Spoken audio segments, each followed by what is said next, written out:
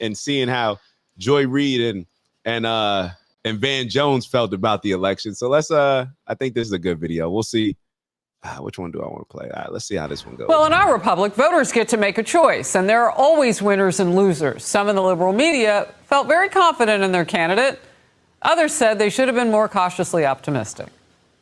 I think it's going to be a blowout, actually. I don't think it's going to be a close race. I think there are going to be those Republicans that just vote for Harris. It'll be tied on Election Day, as always it will. The polls will be tied, and then he'll lose. You call us trash? Oh, J.D. Vance, you just effed up in a way that I've never seen in my political life, and I worked for Sarah Palin. Then I would say take Harris over 270 electoral votes. Let these fools in these crypto markets do something. Let them drive the betting line into a favorable place and then take advantage of it. That's what I would do. I think she's going to win. This month, you wrote Trump is toast. Do you stand behind that today? Oh, even more so. After America's voters spoke, well, this. We need to really take a step back and think about what does that say about us? People who woke up this morning with a dream and are going to bed with a nightmare. I'd like to know what that says about us as a country. Oh, no, we're not letting Van Jones off the hook that easy. Hold on. I'm mystified in some ways. Who are we as a country? And we're starting to find out. And from what I'm seeing right now, I'm not sure I like it. Pete Hegseth. Emasculation. And focus with me now. One word comes to mind, and it's introspection. And if they don't do some... Nah, send me that quiz. It's going to get difficult for all of us because we're here together. All right, forget that. Hold on. I'm gonna show y'all this other one because I want y'all. We're not letting Van Jones off the hook. I want to show y'all what Van Jones said last night. I believe this is it. Hold on. And I want to play the full Joy Reid. I'm not letting him off the hook that easy. Hold on.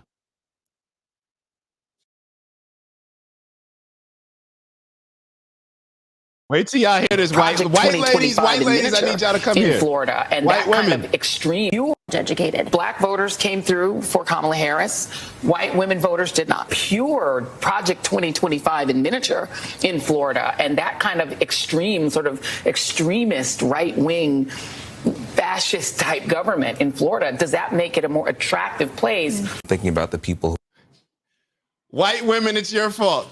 According to Joy Reid, white women, it's your fault. It's your fault. Oh, man, it's your fault. Why does it have to be your fault? Yo, they just voted for somebody different. It's like the same thing with black men. It's your fault that Kamala didn't win. No, it's Kamala's fault. It's the Democratic Party's fault that they didn't do enough things to appeal and earn our votes. But the mindset of Joy Reid and all these pundits, and this is why I say they act as if like they're owed something. As if they're owed the nerve of you to vote for somebody other than who we tell you to vote for. They are insane how they look at this thing. Insane. They must be mistaken. The politicians work for us. The politicians work for us. They are our agents. There are sports agents, whatever else agent you want to look at it. I don't work for you. You work for me. You need to earn my business. You need to earn my support. But instead, they have us. They have this delusional way of looking at things because I can't even say it's all their fault. It's because our parents, us, for generations and generations, we've just given away our vote without asking for anything in return. And that's why they got the energy that they have. She jumping out the window, talking, white women, it's your fault, pretty much. That's what I heard. Maybe y'all heard something different. Fascist type government in Florida. Does that make it a... And first and foremost, stop talking about my home state of Florida. I'm in Jersey right now, but stop talking about my home state of Florida. As a Florida resident, knock it off. We don't see the world how maybe you see the world, Joy Reid. Things are amazing in Florida. That's why everybody's trying to move down. All right? That's why we didn't have the same issues during 2020 that maybe everybody else had. All right? So we're good in Florida. Right? You need to focus on maybe something else. Why don't you focus on some of these Democratic ran cities like Chicago, like Philly, like New York, where the kids can't read and they can't perform math and they can't perform language arts and they know nothing about history. Why don't you address that type of energy? Then when you go into those neighborhoods and you uplift those people, maybe those people then will feel that you've earned their vote.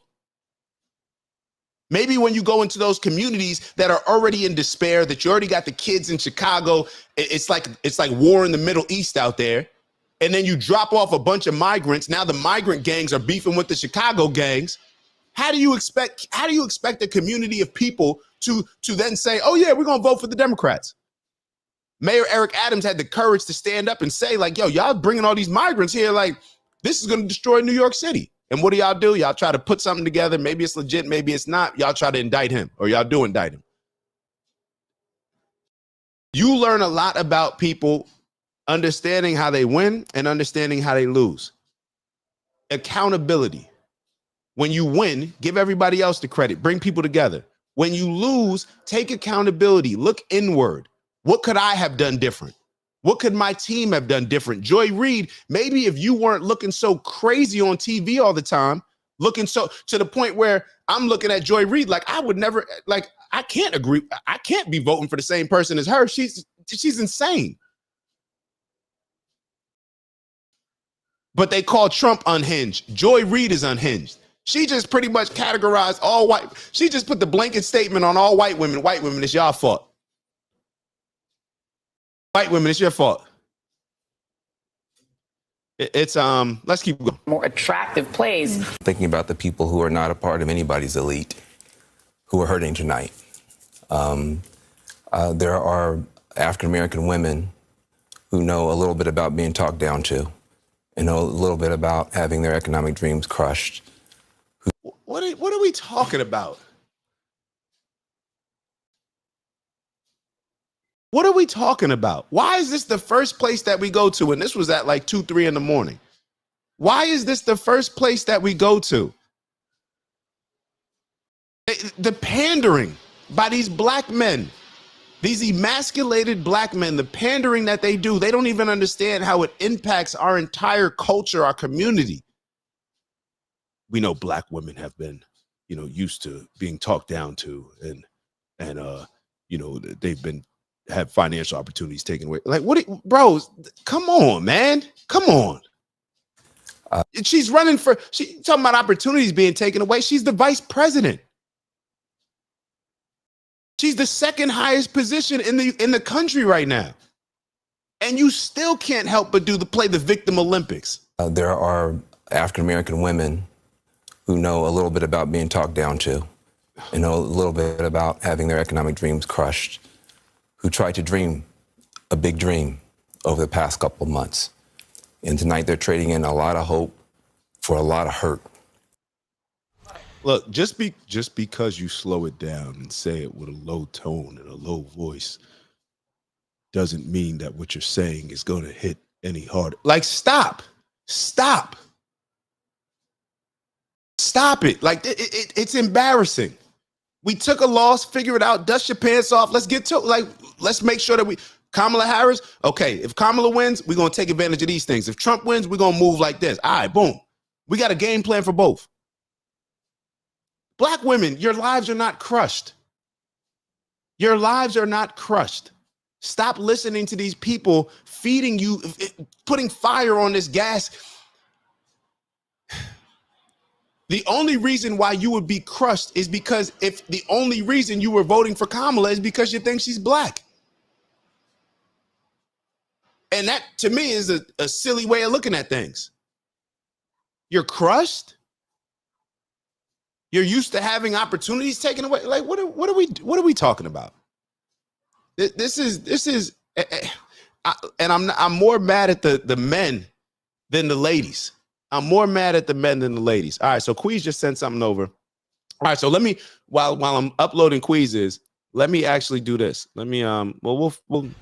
And that may be true, certainly for African-American women. The idea that there was on the verge of a potential first female presidency and a first female president of color. I get it, okay? Oh, not black anymore, and what I'm right? saying is not about those people. But the reality is that in many ways, the people who they turn to for information have lied to them about the chances of what was happening in this election.